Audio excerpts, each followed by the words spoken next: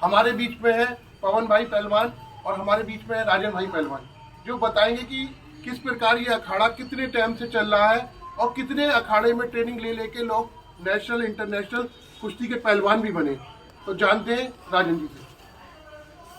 जी, इस जो इस समय युग चल रहा है बच्चों में, आजकल युवा पीढ़ी में नशे की लतें, गंदे आदतें, रात को देर तक सोने की जो इस समय हर समस्या हर माँ बाप को है लगभग। इस बदलते युग में इस व्यायामशाला में और योग में और खेल में बच्चों को जरूर आना चाहिए।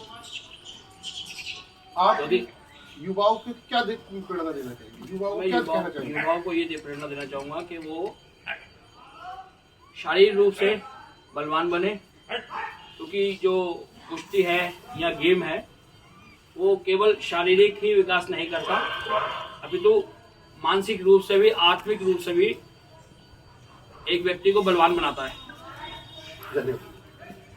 पवन जी हमारे बीच में पहलवान है, लंबे समय से अखाड़ा चला रहे हैं यहाँ पर।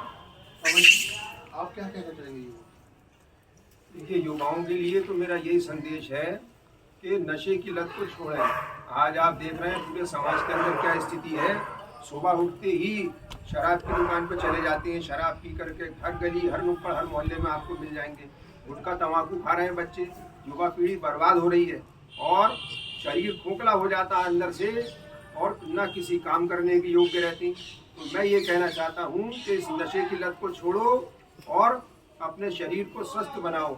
ये मनुष्य शरीर ईश्वर की कृपा से कोटि कोटि जन्मों के बाद मिलता है, इसको यूं व्यर्थ न जाने दें।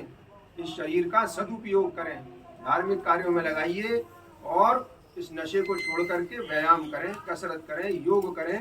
नाना प्रकार की चीजें हैं और कुछ नहीं तो सुबह को आकर के टहलें, अच्छे अच्छे कार्य करें, पेड़ पौधे लगाएं।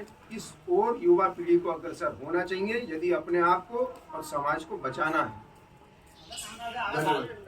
पवन जी बताएंगे, अभी कुछ यहाँ पर पुराना कुआं भी है और एक घाट है, तो योगी जी से भी अपील करेंगे कि क्या कहते हैं इसका अभी जिस प्रकार संभल का पुनर्निर्माण की तैयारी चल रही है सब कुओं की, इस प्रकार अगर मुरादाबाद में भी अगर पुरानी चीज़ों का पुनर्निर्माण हो जाए तो बहुत बेहतर है।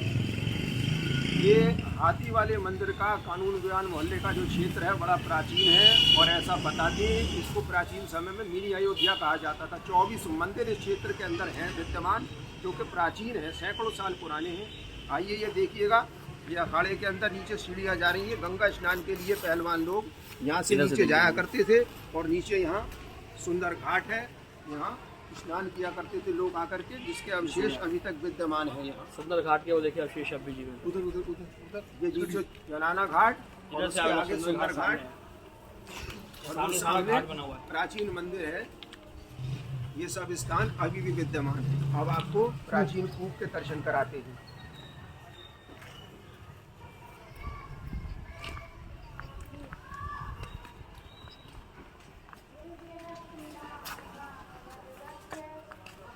ये हमारा प्राचीन कूप है। ये देखिएगा, ये अखाड़े का प्राचीन कुआं है जिसमें और अभी इसमें पानी है।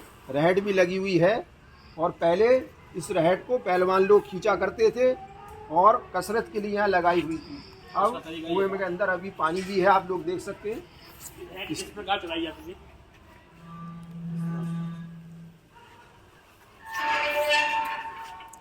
और इस रहट से टंकी भरी जाती थी पानी की और उस पानी को अखाड़े में डाला जाता था। बाहर का अखाड़ा आपको दिखाते हैं।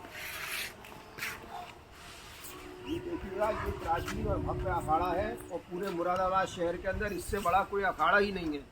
ये मुरादाबाद के लोगों के लिए गर्व की बात है कि ये प्राचीन मंदिर और इसके अंदर मंदिर परिसर में ये अखाड़ा, मंदिर के सामने हनुमान जी और सामने हनुमान जी महाराज विराजमान है। मैं शटर खोलता हूँ, एक मिनट शटर खोलता हूँ। आसपास भी मुरादाबाद की कहीं नहीं। ये सामने ये प्राचीन बरगद का पेड़ है। ये सैकड़ों साल पुराना वृक्ष है अखाड़े के अंदर और इसका पूजन होता है। प्रतिदिन लोग इस पर जल चढ़ाते हैं, दीपक जलाते हैं और पूजा करते हैं समय समय पर। और बड़ा प्राचीन स्थान है यहाँ और यहाँ पर सब लोग आकर के व्यायाम भी करते हैं, बैठ करके भगवान की कथा कीर्तन भी यहाँ बरगद के चबूतरे के बैठ करके और बरगद के पेड़ के नीचे भगवान की कथा और कीर्तन प्रतिदिन पहलवान लोग किया करते हैं। धन्यवाद भाई साहब। पवन जी ने पूरा इतना इतिहास जगाया कि पूरे शरीर के रोंगटे खड़े हो गए। ऐसा इतिहास जो 400 साल पुराना है और जिस विषय में मुझे लगता है कि आसपास के लोग, मुरादाबाद के लोग जानते भी नहीं। जो नई कॉलोनी है बसी है, MDS सिविल लाइन आवास विकास, उन्हें पता भी नहीं कि एक ऐसा भी अखाड़ा है जहाँ 400 साल पुराना मंदिर है, 400 साल पुराना बरगद का पेड़ है और 400 साल पुराना भगवान हनुमान जी का मंदिर है, जहाँ शिवालय भी है और शिवालय पे जल भी चढ़ाने का काम होता है पहलवानों द्वारा।